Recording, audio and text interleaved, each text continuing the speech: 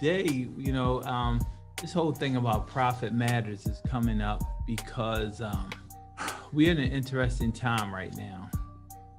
And just to be quite frank, the truth is more people are making less money. Did y'all hear us? I said more people are making less money. What that means is that less people are making more money. Our margins are shrinking, particularly in this business, in this industry. Our margins are shrinking, and we've got to take a look at things differently than what we have in the past, because it's a lot more important that we start looking at our bottom line differently. And I have some slides, and just to be mindful, these slides are just a baseline of the premise of the the context of the conversation, the premise of the conversation, and they're there as a guide. And one of the things that's happening right now is we have to be more fiscally conscious, and we have to really make sure we take the best clients, and we have to make sure that we engage with our clients at a different level to make sure that, quite frankly, we're able to close the deal a different way. And the reason why, again, this profit matters is because we absolutely are going to have to start taking a look at our bottom line differently. And just so we're clear, and everybody's clear, everybody talks about spending less money, right? And it's really not about spending less money. It's about making sure you spend the money the right way, because you cannot save your way to profitability. I want you to wrap your brain around that. Let's dialogue about that for a minute. What does that mean to you when I say you can't save your way to profitability? What does that mean to you? Give me some feedback. I would think that it means you have to invest in your own business. You gotta spend money to make money, and just saving it isn't going to get you to the margins that you're looking for, in terms of what your goals are. Okay, I like that. Anybody else have a comment on that? I was going to say, it's just like in the Bible where the man gave the talents, he left, and he gave the three different people things to take care of for him. And one buried it, one went out and doubled, and the other made 5 times more. And so the one that buried it was afraid to spend it because they were afraid to lose it. And so that's the same kind of concept. In order to make more, you have got to take that leap, make that risk, and expand. Okay. In other words, you have to be a good steward with it. Correct. Okay, cool. Anybody else want to comment on that? You cannot save your way to profitability. Go ahead. Hey, Emerick. Hey. I think it means that profit has to come from the business in excess after expenses, and savings just means that you're saving. You can't cross the two. Profit is profit and savings is savings. Right. Okay. But so with that being said, can you not save more money to be more profitable? I'm going to say no. You can only profit by increasing your bottom line. What if you become more fiscally conscious and pay more attention to what's fiscally responsible and not spend it? Wouldn't that be saving? It's doable. I mean, you can do it that way. Looking at how you're spending what you do have, and being fiscally responsible with it. Okay. You can save. Okay. Along those lines. Okay. What else? Anybody else got any feedback on that? You cannot save your way to profitability. I think it's a little bit about investing also, because in order to save, you have to know how to save, and you have to know all the platforms and resources you have. And investing is one of those great resources you can do also that a lot of people kind of take for granted or don't take the time to learn and understand either. And one of those things is like investing in yourself to make profit for yourself. Okay. Don, here. I want you to know that you're right but. Okay. You know, you're right and the reason why I say you're right but, let's take the but out. You're right and there's no but. Right, you're right and they are two different things. Because if you don't have any profit and if you don't have any income, you don't have anything to save, do you? So they are two different things from that perspective. Profit is profit and saving is saving. And when you start from, and this is just the world according to Emerick, by the way, you don't have to agree with me. I appreciate if you like say something and let me know that I might be traveling down the wrong path.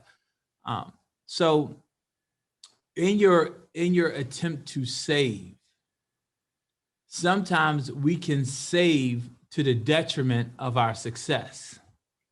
Do y'all get what I'm saying? You can call it a savings. However, the savings is actually sending you backwards. So in your attempt to save, you can't recover from the losses of what you're saving is, I guess I could say, is forcing to happen. Does that register with you guys? Tell me, give me some feedback. I said that kind of a little differently because I said that on the fly. I really didn't think about that statement right there. But I just want to make sure that you guys are getting what I'm saying. And give me some feedback on what your thoughts are about that. Immediately, Emerick, what I'm thinking about is how are you actually defining savings? Because there's a part of me that looks at it like that's what you pay yourself. If you're the business owner, you're saving this as a result of profit that you've gained, or are you taking some of that profit and reinvesting? Investing in additional resources, investing in manpower, investing in marketing materials, et cetera. So I think for me, the line is a little blurred because I'm unclear as to how you're actually defining savings. When I'm talking about saving, I'm talking about cutting expenses or not spending money. That's the real premise. For the business or for the individual? For the business. This is a business conversation right now. David, you touch your microphone off. You were about to say something, then you try to like hide. I got you. Don't be trying to hide because you know I was coming to you because we talking money and profit. So you know I'm coming for you. So go ahead, give us your take. I'm curious. Yes, I wasn't here at the very beginning, but it sounded like I did catch on to what you guys were talking about. And I was going to say something, but then the gentleman started. I didn't want to have my phone on open while he was talking. That's why I shut it back down. But sound like, I think you said it more than once, Emerick. You can't save your way, I guess, to success. You have to put money into the things that's going to allow you to increase your profitability. Right. Yep. So if you try to save that money, let's say I don't hire a office manager or assistant, I do all of that, I'm gonna say $15 an hour work, then basically I'm spending my time doing that $15 hour work, but I should be spending time on that $300, $1,000 an hour work. And so you really don't say, you might save with that, saving on that, not paying that assistant, but you didn't miss out on time. You could have spent doing that $1,000 work, it would give you a whole lot more income. Okay. That's kind of what I get from that statement you made about it. I like that. I like the way you think. Because that is the truth. So many times we make an attempt to cut expenses, but the question becomes, is it an expense or is it an investment?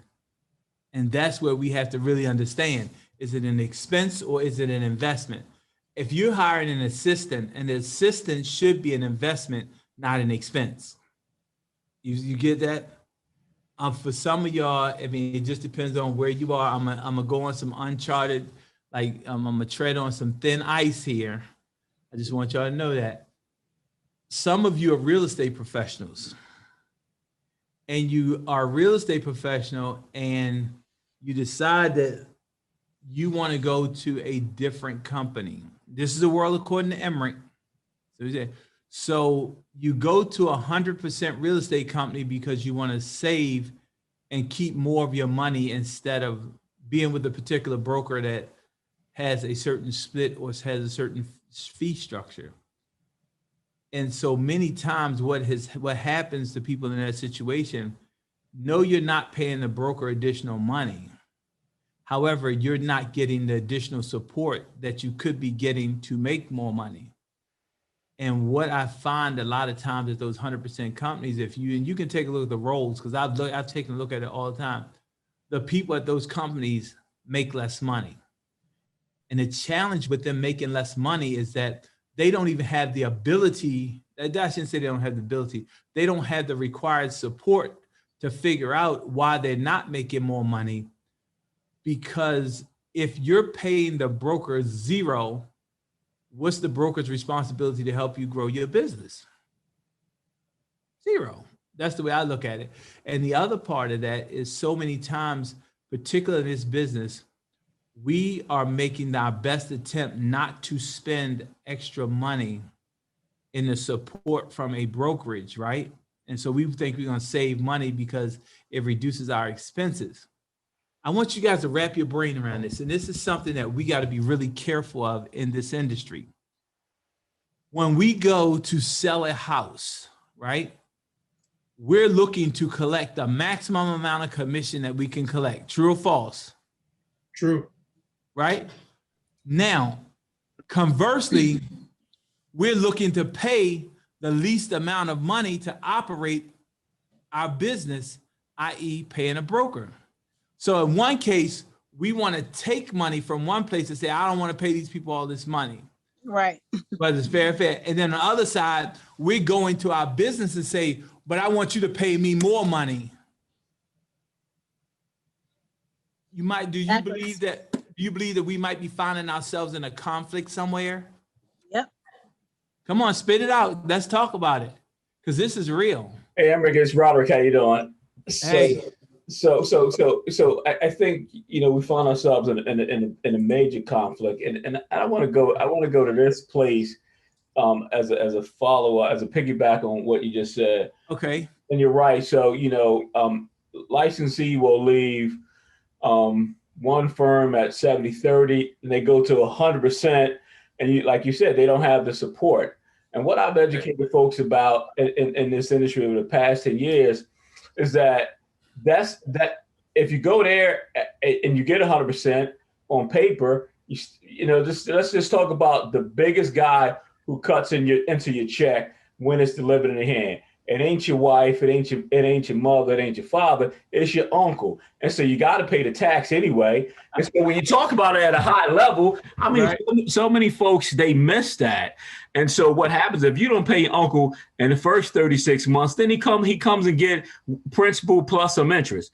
And so what we have to do and have a conversation around is how you structure your business if you're a business professional so that you could be profitable at the end. And so I just kind of wanted to lead off. I like that. I had that conversation with a guy a few earlier this week, and so it's like really on top of my head.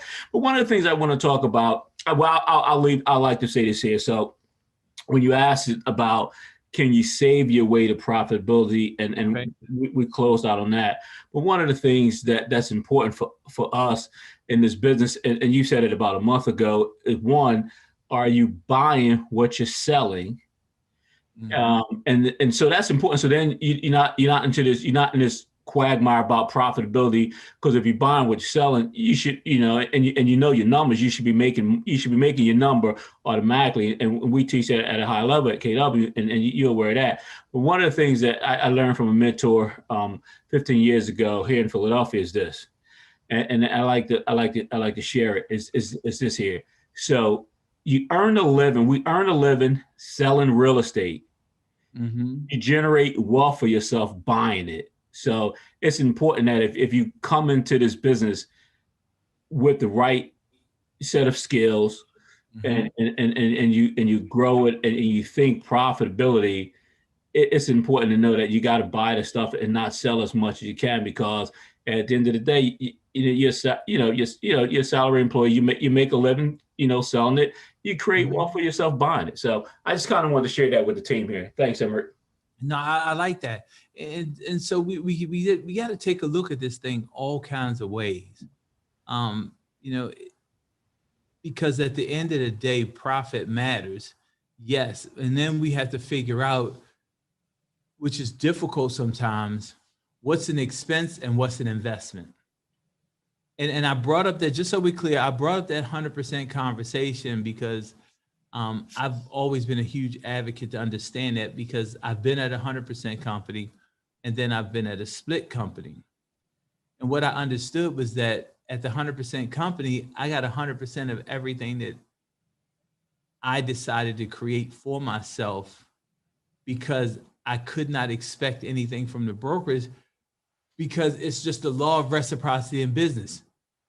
You can't expect a service that you're not paying for. Does that make sense? And so we got to get away from that whole thought process that I'm going to save my way to profitability. And the truth is, even when we start talking about 100%, any 100% model, there's no such thing as 100% commission. No such thing. You're going to have expenses no matter what. So there's no such thing as 100%. The question becomes, what's the value? Is it an investment or is it an expense? I just want us to keep that in mind. And so with that being in mind, this is a big question about profit matters. It's a big question because the only reason why we're really in business is for profit. Let's make that clear. In this conversation about profit matters, why does profit matter to you?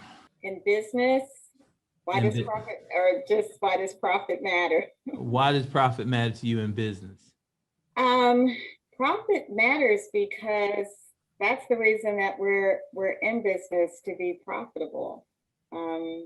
Otherwise, we could just have hobbies. I don't know where that came from, right? That's in one of my slides, right? If you're not making money, then why are you in business? And that's the question for a lot of us. But what's the other reason why profit matters to you in business? Nothing like putting people on the spot. Well, profit is a measure. That's a lag measure of how well your business is doing or not doing. So just so you know, Karen put a really great comment in the chat. She says that the thing about whether you have a business or a hobby, she said it came from the IRS. If you are not making money, it is a hobby. You can't deduct expenses for your hobby. Right. That's a really good point. Okay, I like that. But the point is that from the context of what we're talking about, money and profit are synonymous terms in this case. After all expenses, after all overhead, profit is what you take home. So when we talk about this, profit is the most important number in your business.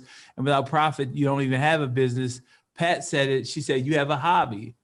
And right, businesses that make profits, stay open. Businesses with no profit eventually shut down.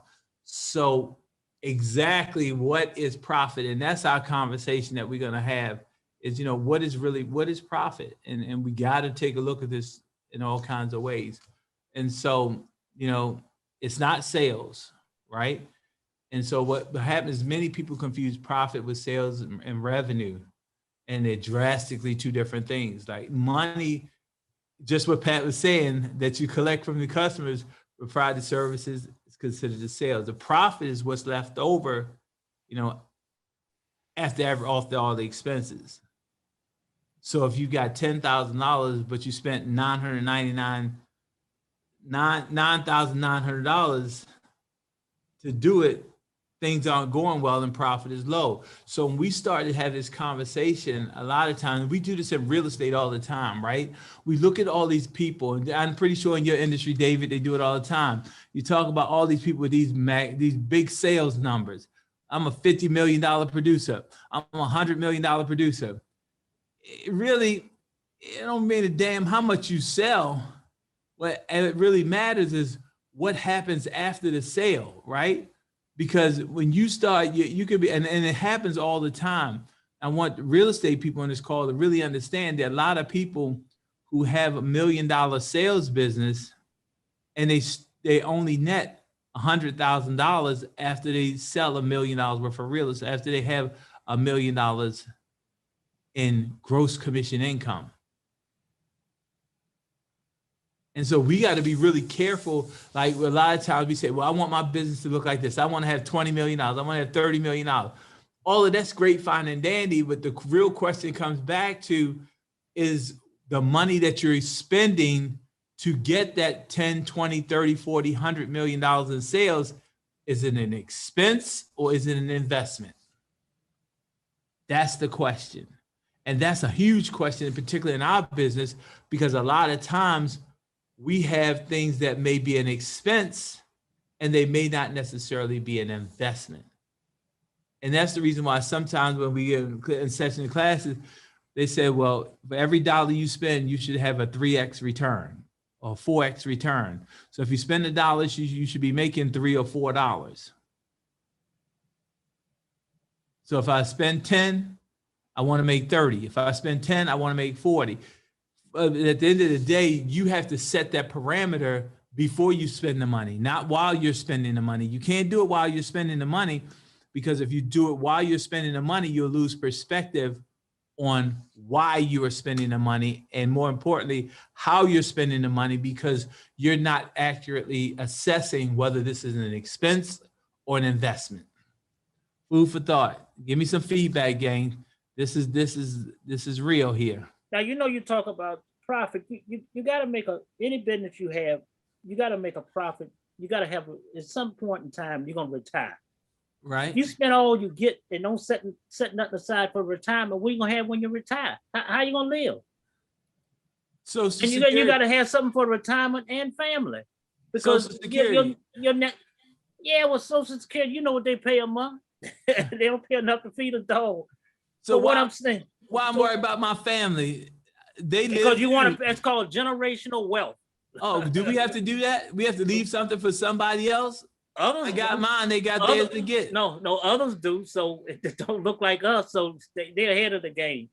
But okay. going back, for like you talk about profit, okay? Okay. You're not going to get rich buying and selling real estate. It's not going to happen, friend. You need to invest. Buying and selling, you mean selling real estate, right? Well, just selling somebody else's real estate, not yours. Okay, all right, okay. That's somebody else's. Buying and selling somebody else's, you ain't going to get rich. Okay. You need to buy something for yourself. Now, just think about it. The average house in Maryland, I think rent would probably, we get a little more for one. I know one that I got down in Brandywine, I get about $2,500 a month. And that's 3 bedrooms, 2 baths. Okay. Let's say you get $2,000 a month and you got 10 of those paid for. How much is that? Do the numbers. You're a number man. You got 10 houses. That's $20,000 a month. A month. Could you live off of that? I don't know if I can keep my koi pond up. Yeah. So, but I'm just saying. Absolutely. I can live off of that, Toddy. I can live off of that. So if you're buying and selling somebody else's stuff and you just say you tear off $20,000 a year, you could buy a house a year, right? Right. And tuck it aside and buy something else, rent it out, and let the value of it go up. So you would have something. You wouldn't have to wait on the man or Social Security, right? Right. You have your own. That's your built-in retirement right there. Okay. Right.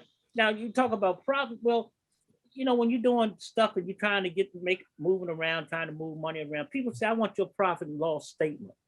Okay. They're going to look at that. They're going to see what kind of profit you're making and what kind of losses you're making. Okay. Because a lot of people make money, but they don't make a profit. You got to make a profit at the end of the day.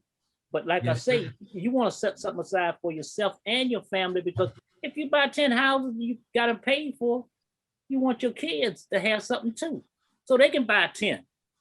Okay. You just struck a nerve, Toddy. You see me spinning in my chair, right? Go right on. And the nerve that you struck, right? And so sometimes we get tricked, and we've been tricked a lot in the past couple of years. Yeah, past 300 years. But no, I mean, we getting tricked a little differently, and there's this conversation going on about people not paying taxes and paying as little taxes as possible. I get it. Yes, I get it. You want to pay as little taxes as possible. The challenge is that, no offense to anybody, there's a tax strategy for people with means, and there's a tax strategy for people without means.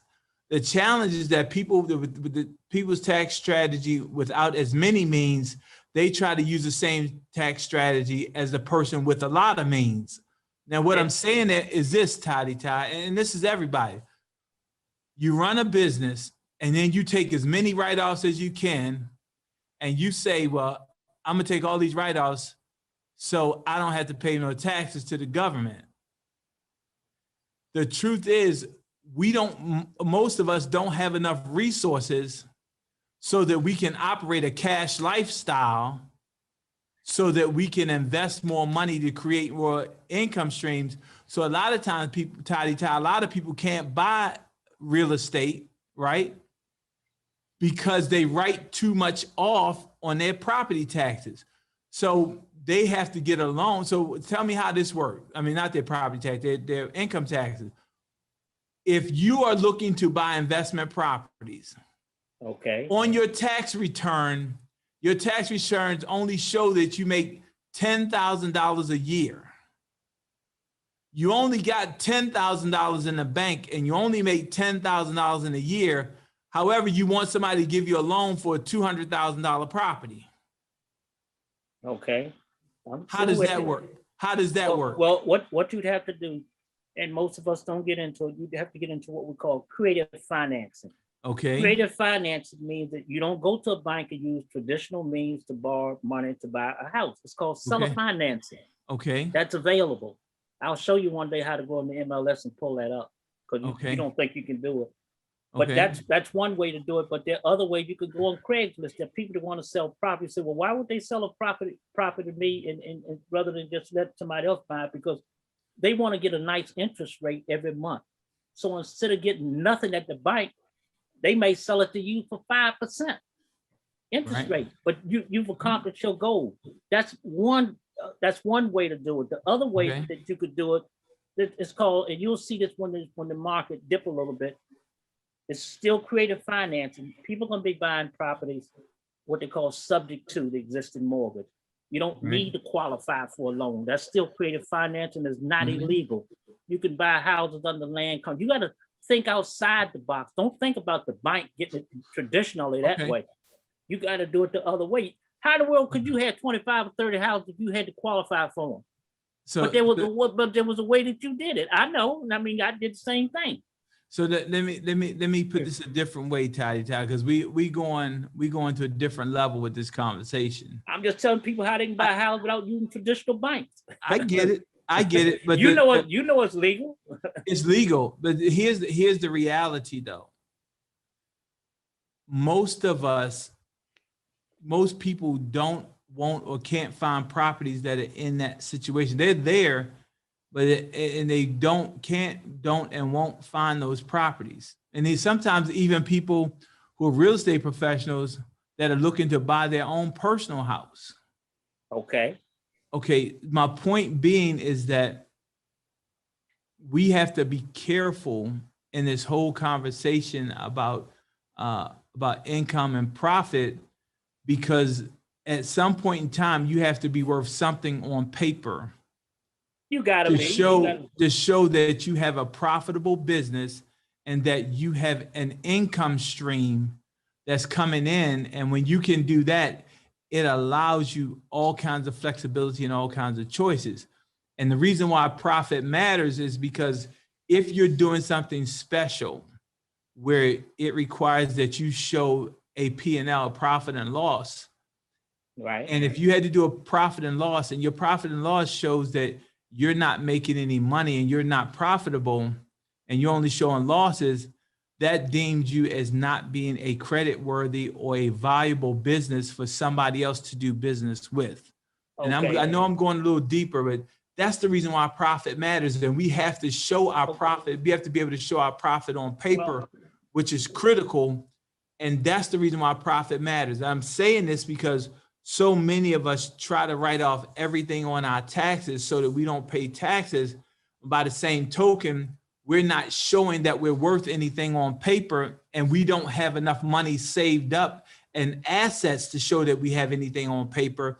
And consequently, that prevents us from a lot of times going to the next level financially or in business to be a valuable option to either borrow money, to leverage money, or to even be a great business partner.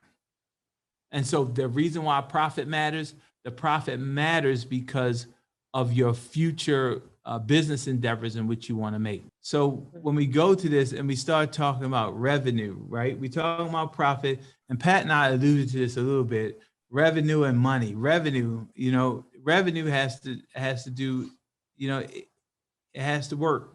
So what happens is your sales are fantastic, they're lifeblood of your business, true, but that money has to do it.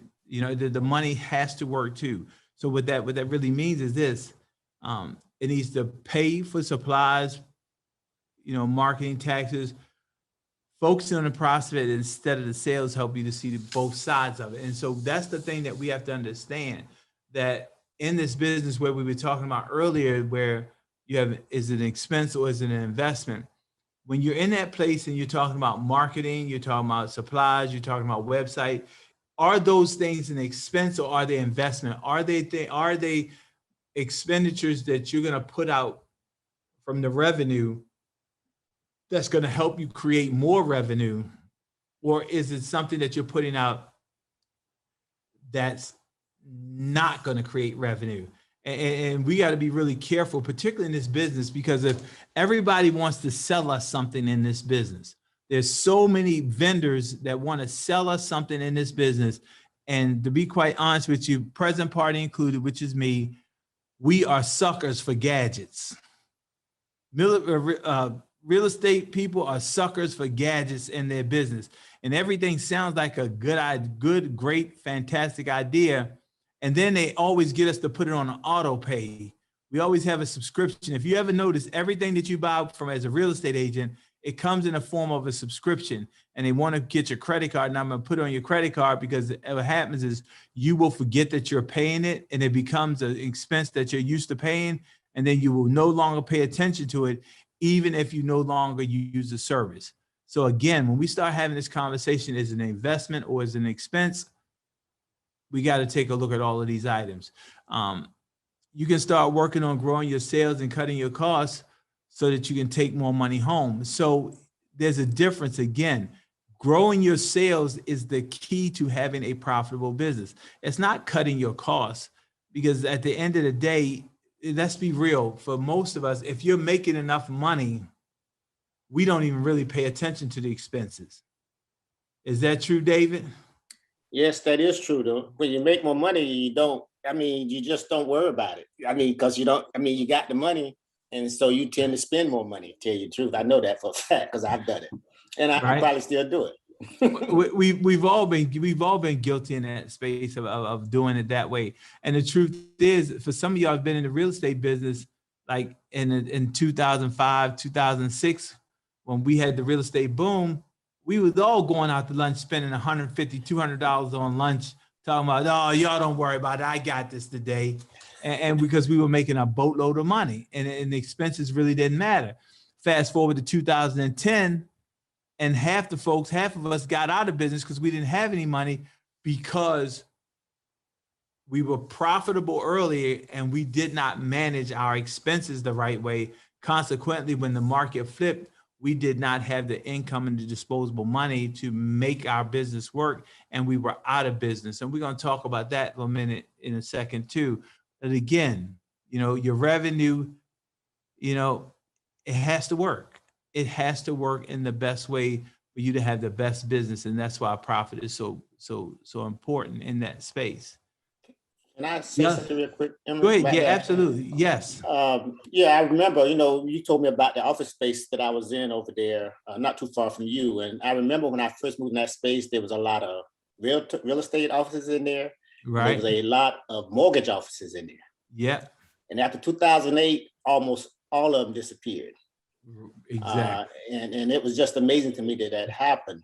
And I believe it's the fact of you make a lot of money, but the key is to make your money go to work for you too. Like you said, buying other real estate, investing and doing those things, saving when times are good. So when times are hard, you don't even notice because, you living so far beneath your means that you don't feel the effects as much. And so I just wanted to share that. I saw a big difference in that. And I was just pretty amazed by that. But I knew you was going to be around always. I appreciate the vote of confidence. Yeah. And so, and when in this dialogue, it's important for us because, profit matters, and it's not about being cheap. It's about being fiscally responsible. And again, I keep saying this, is this an expense or is this an investment? That's our dialogue, because as we go along, if there's no profit, you don't have a business. So when we talking about that, a business without profit is out of business. And so many of us, particularly in this industry, we're on the verge of going out of business because we don't have profits. But however, our issue with profits in this industry, a lot of times, it's not even the expenses part. A lot of us, from our profit, is our lack of interest, ability, willingness to lead generate. We just will not lead generate at the level required to increase our sales, which ultimately increases our profitability. And that's nowhere on this slide, but that's the truth. And so the best way to increase your profit is to increase your sales. The best way to increase your profit is to increase your business. And so in that space, particularly for us as professionals, real estate professionals, financial professionals, we're in the lead generation business, gang. And the best way to affect your profit is to lead generate, is to have an abundance of clients. If you don't have an abundance of clients, then the truth is you will do whatever it takes to procure a client. And sometimes we've all had this client that we have, and it is our only client. And since it is our only client, we will do whatever we have to do to appease that client, to make our best attempt to get that sale for that client. And by the time we get finished working with that client that we should have fired, the client ends up costing us more money than we make it from the transaction. Anybody ever been in that place? Speak up. I know it's somebody that's been there. When you had to look at the grand total of how much you made from that client, you spent more time working with that client, and you should have fired that client, but you couldn't fire that client because that was your only client. That's a different conversation. And the reason why we're in that place, because guess what? We're not lead generating. Hey, Emerick, Yes. Just for clarification, increased sales doesn't equal increased profits. See, you just get on and just start messing up stuff now. It does not. We see it all the time, especially in real estate. We see it all the time with real estate professionals. Mm-hmm. People are funding, they're taking the money, the revenue, they're taking it and they're funding a lifestyle, not a legacy. Right. So we know we have examples of people that have huge sales, and it doesn't equate to profit. No, it doesn't. And we talked about this a couple of slides ago, where we have people who have $1 million businesses, but however, their expenses are so high, their profit, they only take home $100,000. That's absolutely true. Conversely, if you only have 3 sales, the way for you to get the profitability is to create more sales so that you can have an increase in your business. And so what I'm saying when I say that is this: the best way to increase profitability is to increase sales. That's the conversation. The best way to increase profitability is to increase sales. If you don't increase your business, right, you can't increase profitability because you don't have anything there. Now, once we increase our sales and we have 10 sales and we're generating $100,000 and we're only spending $20,000, now that means that we're profiting $80,000. And now that makes us puts us in a better position to make a different investment. That's why profit matters, because that $80,000 profit gives you the leverage to be able to make other financial decisions that will increase your business portfolio. It'll increase your investment opportunity. It increases your flexibility. And I say this all the time, you know, money's not everything, but next to air, it's a close second, right? It's a close second. And if you don't believe me, try living without it. And that money that we're talking about is the profit. So you increase your sales, you increase the probability of your profit as long as you manage your expenses. It gives you other options to do other things with your life. So with that being said, without these things, right, you know, you'll be out of business pretty quick. Profit is vital, period. And again, the best way to increase profit is to increase sales. The best way to increase sales is to lead generate. And that's where we have to have a bigger focus as us as professionals, is to make sure that we lead generate at a higher level with more intensity.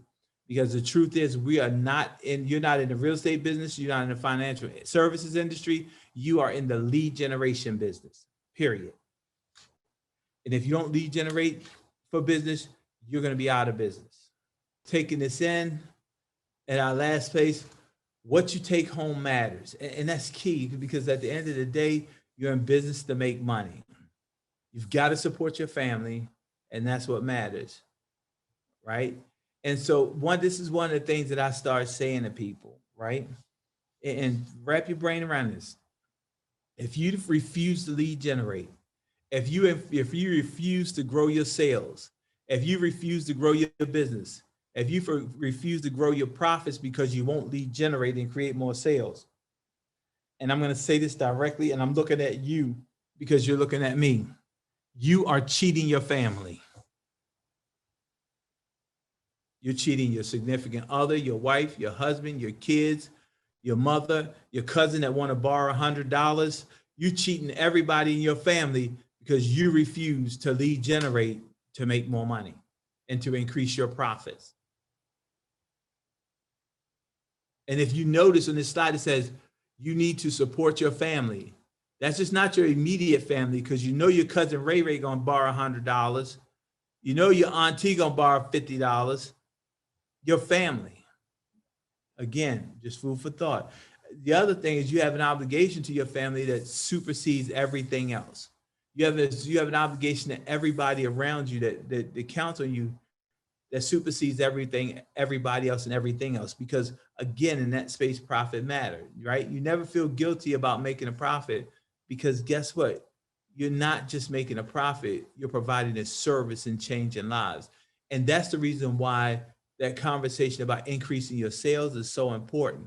That conversation about increasing your sales is so important, because when you increase your sales, you're providing more services. You're changing more lives. The law of reciprocity in life means if you help enough people get what they want, you'll get what you want. And if you want to have more profit, you want to have a better business, you have to be able to provide more services. You have to be able to change more lives, which ultimately equates to more sales. And in that sales cycle, that means that you create the ability to have more profit. And profit matters all the way throughout. And so without profit, you don't have a business. And without business, you can't help other people. And so we got to really take a look at this thing from a profit perspective. And we have to just go through, and to be truthful, we just have to go through our bank accounts. We have to go through our debit cards. We have to go through our credit cards. And we just have to just look at the money that we make, i.e. the revenue. And then we have to go through our bank statement. We have to go through our credit card. We have statements. We have to go through all of our statements and say, is this an expense or is this an investment? We have to take a look at it that way, particularly in our business. Is this an expense or is this an investment? And then you have to make a decision that is that expense worth reducing your profit? Or is this investment worth increasing my profit? And that's a value judgment only you can have. And at the end of the day, we've got to get down to this brass tacks about profit, right? Increased sales. And is this an expense or an investment, period? Because the place that we're going right now in business, particularly in sales, and David, I'm pretty sure this is true in your industry also, is that the people who are the top wage earners are beginning to earn more money. And the people who are on the lower end of the wage scale, i.e. salespeople, they're beginning to make less money. Is that true in your industry? Yes, it does seem to be true. The people who are making the most money, they're doing those things. They're living beneath their means. They're looking at the expenses versus their investments. And that's how they got there. And I think they keep doing what they're doing to stay there and continue to make even bigger profits. But if you don't put those things in place, it's going to be hard to get there. So let me say this a little differently in this case, Dave. Are they getting more business than they were getting in the past, as opposed to people who are making less money? Or do you guys have like in your company, are the top earners, are their earnings going up and there are fewer people at the bottom, or do you guys even track that? I wouldn't say we have an official track of it, but the top earners, I mean, something because of this pandemic, their businesses are continuing to go up and up and up.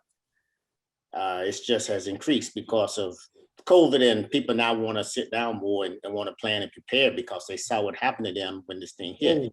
Whoa. So you said something right there. You said because of COVID and the pandemic, people are calling them more. So are you saying that maybe the way that they're marketing themselves put them in a better place because they're spending the money to market themselves, or they're lead generating actively to force more people to call them so that they can grow their business? Is that what you're insinuating?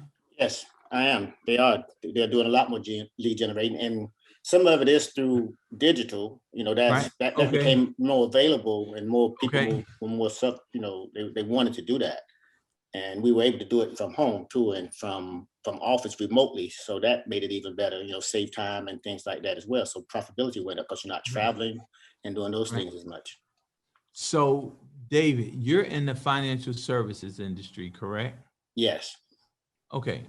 What does that have to do with the real estate folks?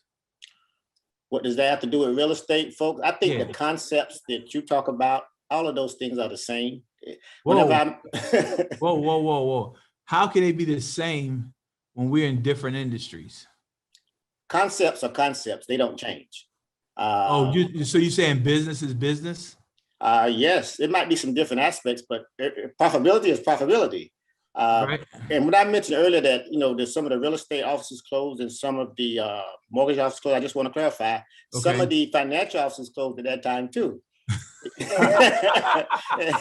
Because a lot of those people were making good money, but they were living up to their means or past their means as well, and they weren't managing their business correctly. So I just wanted to share that. So the revenue was there, and so were the expenses. Exactly. So go ahead. And it goes back a little bit to what Pat is saying. Okay, profitability to me, if you increase sales, your profits are all going to increase. It does go hand in hand. But the question is, what do you do with the profit? Right. I mean, do you spend it for lifestyle? Do you spend it on your business, and those things that help it to grow more money and grow more?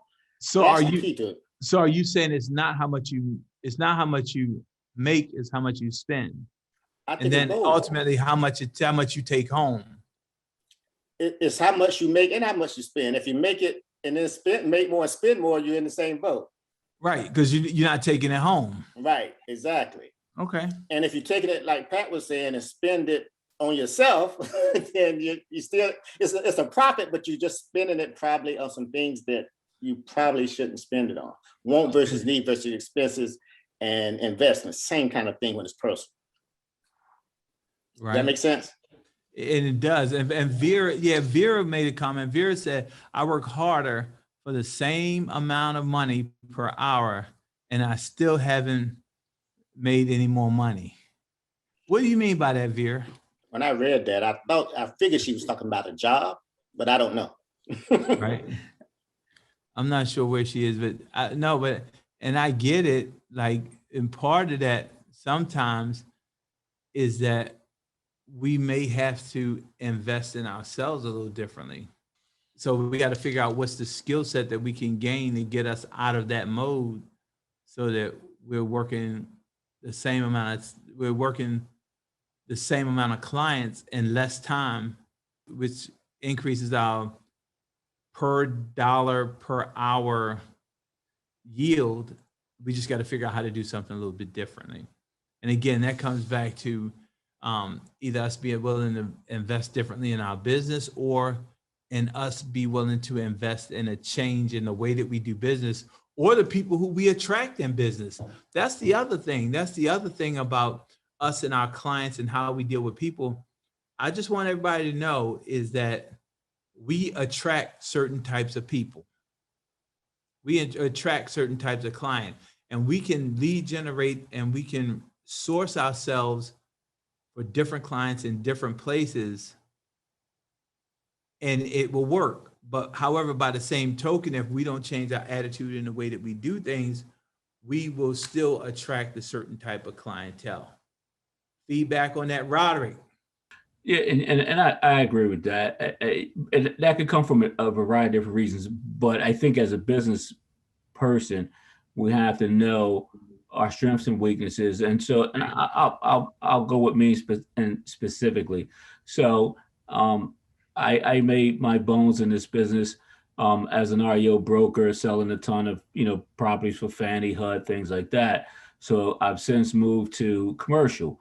I only want to touch commercial assets and a particular price range and a particular neighborhood. And so I still attract those REO investors who want to, the guys who want me to make them $50,000 in profit and don't want to pay me a full commission. And so I send them to the residential guys in the office. And so what happens is, you're right, for a lot of reasons, we can attract people.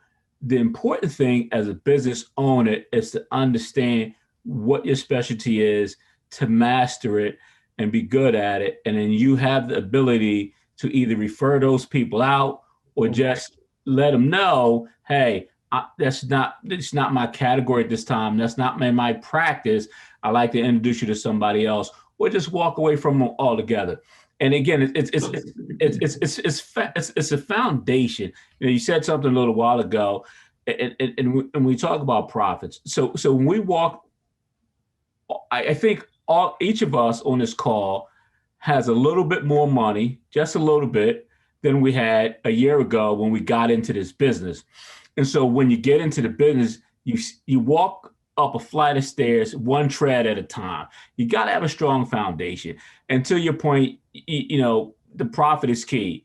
You begin with the end in mind. You say, okay, fine. At the end of 3 years, I want this number. And so you have to build your business systemically so that you grow to that level, so that you have your profits. You forgot one of the guys on your list that when you put your family down there, Emerick, and that's your Uncle Sam. You got to pay your uncle first. Gotta pay uncle. And so what happened is, that's my favorite guy, my uncle, right? There you go. And so what happens is when you structure your business in that manner as a business, and you become profitable, you can not, when you attract folks that you don't want to be in business with or represent, in your practice, you refer them to somebody else who does that. And there's nothing wrong with that, because it's about growth and development. No, and it's the challenge. And that's where I keep talking about lead generation, right? Because if you're not lead generating properly, then guess what? When you get that client that you don't want to deal with or doesn't fit your mold for your business, you can't fire them and you can't refer them, because that's your only client. That's your only client, and your mortgage is due. That's your only client, and the rest of your bills are due. So you're forced to work with that person. So if nothing else, in lead generating, if you don't lead generate for anything else, you should be lead generating for the freedom to be able to fire a client or refer a client at any given time, because they are a distraction from your business. Let's drill down a little bit more, Emerick, because what I want to do is at a high level, not have conversations where we got to talk to veteran business owners about how to operate their business. You need to generate, you need to lead generate, because that's the backbone of your business. And so for Roderick, if I have to talk to a 3 to 5 year licensee in my office about lead generation, you're probably not the guy that I want to have in my office and have lunch with, because you missed the big picture. And so what we need to do also, Emerick, as business owners, is start to have conversations at a supremely high level and surround ourselves with major players, the top 1%, because as you started this conversation off, I'm here, listen, Roderick is here. Roderick is in this business to make money. I can't speak for other folks, but if it don't make dollars, it don't make sense for me. My fee is my fee. I want it. I don't want to compromise it. And that's the bottom line. And those are the conversations that we got to start to have, post this conversation, because again, it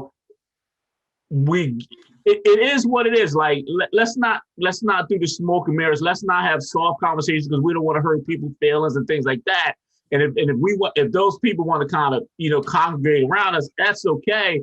But my level of play isn't going to be reduced to a lower tier athlete in my midst, because I'm in here to make as much money as I can before that last day on this earth for Roderick. So we got to have conversation at a high level. And so when we need to repeat lead generation, I mean, that's just a problem in and of itself. And so we need to address that immediately. I like the way you're thinking right now. Hey, Karen. Yes, I'm here. Okay, Karen, we talking about making more money, and I know you have some different philosophies on that. So I just want to ask you, what's your thought on making more money and making more profit? Oh God, why you put me on the spot? But because I love you. I'm kind of different in my thoughts. And that's why I'm asking you. That's why I'm talking to you. So I come from a place of do what you love. Okay. And the rest would take care of itself. Okay. And if you're I hate to say this in this group, because I know we're money focused. I know that. I got that. I respect that. That's just not where I am. Okay. And where I am is just excel with the skills and which were granted to me, do the best that I can, and the rest will take care of itself. And basically that's how my life. No, I don't live a glamorous life, but I'm taken care of. And I don't chase the dollar. I do not chase the dollar. But let me tell you like this, Karen. None of us should be chasing a dollar, because the only way you can chase something is if it's running away from you. So if you feel like you're chasing money, that means it's running away from you. And if the money is running away from you, that means you're doing something wrong. You're not attracting money, you're repelling money. And if you're repelling money and you're chasing money and you're repelling money, you probably have to reassess who you are and what you're doing, and maybe what you're not doing at the highest level to cause money to run away from you instead of running towards you. Right. Is that fair? Yes, that's fair. And so, but you said something, Karen, I knew you were going to say something profound. You said, do what you love. And that's a different conversation around this business or any business, right? Because if you're in this business, real estate, financial services, whatever, and you don't love what you're doing, you're never going to make as much money as you could make. So I love what you said about I'm doing what I love, because you're in your sweet spot. And that's another thing for us that we have to pay closer attention to, is our gift zone. are we working in our gift zone to be able to generate as many clients as we can generate in order to generate as many sales as we can generate, in order to generate as much revenue as we can generate, so we can pay all of our expenses and have high profit levels. Sometimes we're not having the profit levels that we desire because we're not doing things that we like to do or we love to do. And don't get me wrong, I don't want y'all to run around saying, well, Emerick said I should only do things I love to do, right? The fact is, and Karen can say what she loves to do because she's lived her life long enough and she's done enough things that she didn't want to do in her life, where she's at a stage in her life where she's only going to do what she loved to do. However, until you get to that point and you've earned the right to only do what you love to do, then you got to kiss a few frogs and do some things that you really don't want to do. Because I didn't want to do David Breaks. I love doing David Breaks, but I didn't want to do David. I really want to do David Breaks because it wasn't paying me enough money. However, at the time, I had a deficit in my bank account, so I was doing breaks and everything else I had to do to get some additional money. You get what I'm saying? David laughing because he remembered, you know, that was just it. I love doing breaks, but that wasn't what I really wanted to do. I had some other objectives there. My point being is that we at the point where we are, until we have enough revenue or until we are at a certain point of our life where we've earned the right to only do what we love to do, we got to do some things that we don't like to do. And part of one of those things for a lot of us is lead generation. And I know I keep talking about lead generation. However, all profits in any business are derived from your ability to lead generate, period, in business. So profit matters, lead generation is critical. What's the feedback on that? Anybody got anything they want to say about that? I'm driving back from the mountains in Tennessee, but I am definitely here and I hear you loud and clear. And I am a witness and a testimony that if you don't lead generate, those pockets will suffer, which means there is no profit, there is no savings. Okay. Alicia, you say, I stepped on your toes. I apologize. Okay, not really. Because that we here to grow. And I just want y'all to be clear, right? Even from my perspective, let's be clear. I don't have this thing licked. I'm not walking on powder puff clouds. I'm in therapy like everybody else. The beautiful part about being here, right? The beautiful part about being here is I believe that we're all in therapy and we all have room to grow. And we just have to have these kind of dialogues to figure out what we have to add to our business, what we have to add to our life to grow ourselves. Alicia said, I need it. I'll get a pedicure tomorrow. But in any event, the bottom line, gang, is profit matters. Profit matters. Profit matters. Revenue matters. How much money you make matters. Profit matters even more because the revenue is only what you're bringing in. The profit is what's left of the revenue after you pay your bills, expenses, and overhead. Profit matters. So I'm done about profit matters. I hope this helped some of you. I hope you guys are enlightened about this. Give me some feedback on this session about what you thought about this whole thing about profit matters. I'm gonna go down the list because you're all here. And I see Alicia Mathis in the room. I'm glad you're here, Alicia. I'm a budget person. So definitely the thing of it is a lot of what we don't do is we don't write our budget down. We don't have it on paper and we just kind of go about business. We get deals, we get our checks, and we don't put everything, let's say, in a spreadsheet. And sometimes I think that if it's visible, if on a budget, then and Ms. Pat goes through that a lot. If it's visible, on a spreadsheet or a budget, I think we'll do better in terms of profitability because we can see it. Because you can't see it if you're just going about your day and not writing it down and putting it on a spreadsheet and having it in front of you. Okay. So that's a different spin on profit matters. Profit matters, especially when you write it down. So when we talking about this conversation, when we having this conversation, is it an expense or is it an investment? The other question becomes, is it in your budget or is it not in your budget? Now, Absolutely. let me make this clear. When you're setting your budget for your expenses, right? You've got to be really careful because, again, you cannot save your way to profitability. Even though your budget is your budget, you have to make sure that the things that you're putting in your budget are actually investments, and they're still going to pay you 2-3x on your money, even though it's in your budget. Because sometimes we can put some things in our budget that don't belong in our budget, and it's not paying us dividends. Correct. And absolutely, that's just part of it. And then the other part is what I do, what I'm learning to do is go to my CPA and say, okay, I'm planning on purchasing a property. What do I need to do when I purchase that property, and how is it going to help me with taxes and things like that? Okay.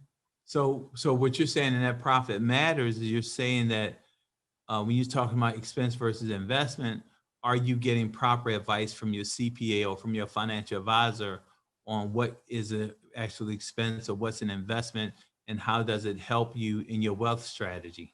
Correct, because I could purchase something and maybe I didn't purchase it the correct way, and then I end up losing, in that tax year. I like that. I'm going down the list. I'm getting feedback from you guys, so be ready. Miss Wallace, how are you?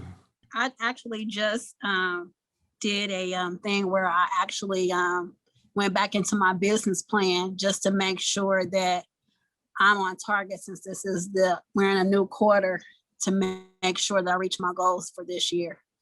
Okay.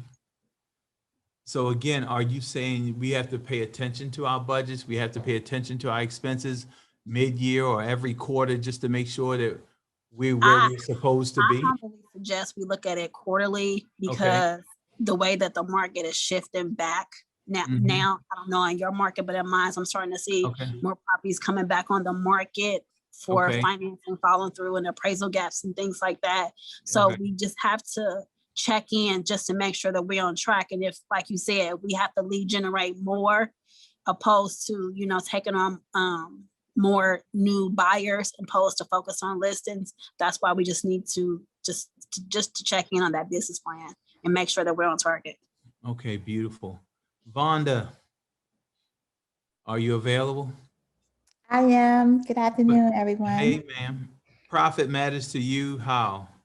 So I've gotten a few ahas out of this conversation. Okay. So yes, profit does matter, but what is an aha for me is determining what is considered an expense versus what I'm considering to be an investment. Okay. Also, someone had mentioned something about the type of business you attract or clients that you attract. So I have to focus on the type of client that I want to attract, because, I have been attracting buyers, but I have been attracting buyers that aren't really ready to purchase real estate. So I find myself like in the nurturing phase with them, but that takes a long time. And I just feel like, my time is more valuable than that. And I need to make profit sooner than later. Okay. But then another thing is budget. I don't have a budget written down. So I know that, that is something that I need to do, because if it isn't written down, it doesn't exist. And so I need to write down a budget and make sure that I stay within the parameters of my budget, so that in the end, I am making a profit. But another aha thing was the taxes. So yes, I've been hearing that, or I have heard in the past, that I should kind of write off everything as an expense or as a loss. But Emerick, what you said earlier about, if you do that, you don't necessarily show that you have value Right. And so I need to shift my mindset to, again, really classify what's an expense versus what is an investment. Let me say, I'm gonna give you guys, and I'm gonna be transparent on this one, right? And again, I'm in therapy like everybody else. So here's what I want you to just think about. If you run a business and everything is an expense, and at the end of the year, everybody says your objective is to pay Uncle Sam as little as possible. I get it. There's no issue with that. That's a great strategy. The question is, for your life goals, what are your life goals? Are your life goals to purchase more assets? Are your life goals to purchase another business?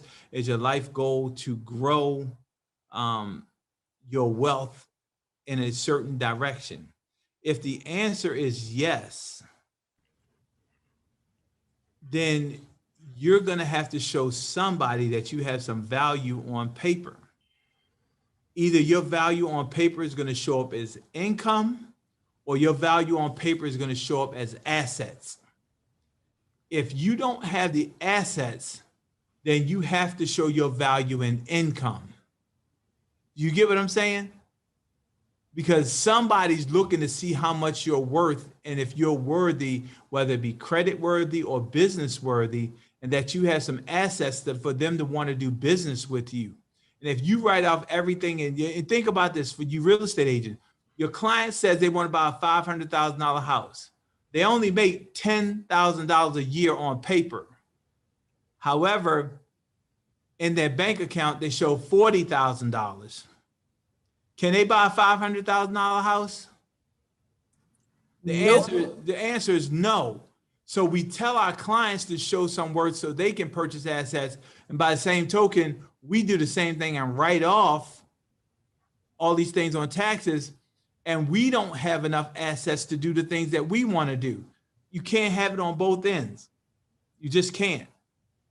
So if you're not going to show income, then you damn well better be saving a whole bunch of money to show assets. You can't not show income and not have assets either. That's a recipe to stay in a place where wealth is not going to be your friend, and you will not meet the wealth provider for the rest of your life. Does that make sense? Yeah, it does. Emerick, I just want to share this piece of information here. Okay. We talk about our favorite, avoiding our favorite uncle as often as long as we can. Right. So like the lady just said, sometimes you just get bad information about not paying. When you talk about profit matters and creating wealth for yourself, let's have a strong year where we pay a maximum tax level that we can, so that we can buy a very profitable investment property, and then shelter the tax liability going forward with maybe a 1031 exchange. And so this way you defer it out and you continue to grow your business and grow your wealth that way. So there are, and David could probably speak to this better than I am. I am not an accountant, but I know the 1031 vehicle. But again, that's a profitable way for real licensees and real estate agents to, defer the tax liability with a 1031 exchange. And so it's just about knowing your business, having a sit down with a talented guy like David McMillan and say, hey, David, here's what I want to do. Here's what I got. Here's what I have. How do I structure this process so that I'm profitable and I reduce that liability as low as I can? So it's just about, knowing and doing better for yourself. And so with that being said, good advice doesn't cost you, it pays you. And that's the same thing with our clients. That's what our clients pay us for. Our clients pay us to be problem solvers. So in this conversation about profit matters, find yourself a problem solver, a financial problem solver that can give you the best advice on how to look at tax structures, how to set a budget, how to analyze, is this an investment or is this an expense? I hope this was a great session for everybody. I hope you got something out of it. I heard a whole lot of ahas, and I trust that you guys really got something out of this, because I sure did. And I love when we have opposing opinions. And Ms. Long definitely brought something out where she was talking about money and profit are not the same. It's just, we got to take a look at it. Thank you, everybody.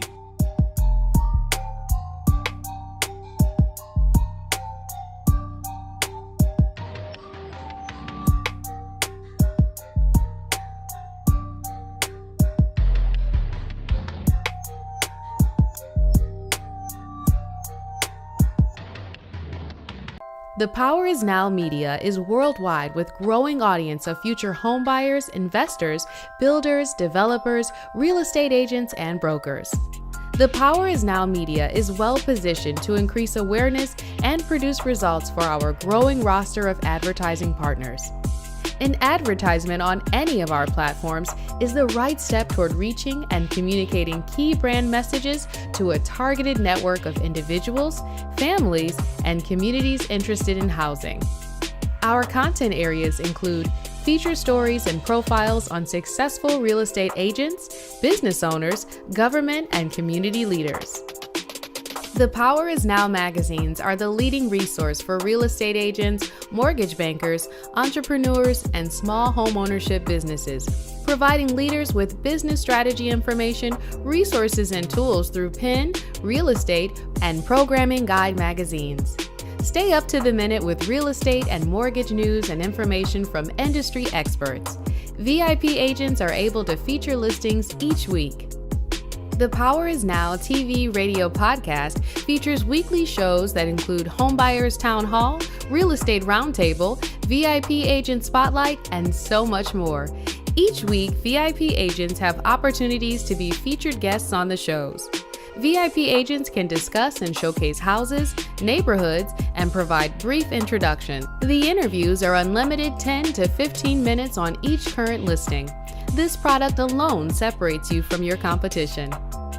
The Power is Now delivers to you market update interview to promote listing weekly, promotional biographical video, co-host a bi-monthly Homebuyers Town Hall show, featured subject matter expert on Real Estate Roundtable show, The Power is Now program guide e-magazine, The Power is Now national e-magazine, article writing and blogging, social media content customization, inclusion and press releases, graphic design services, business and performance coaching, technology support, referrals, lead generation opportunities, and management support.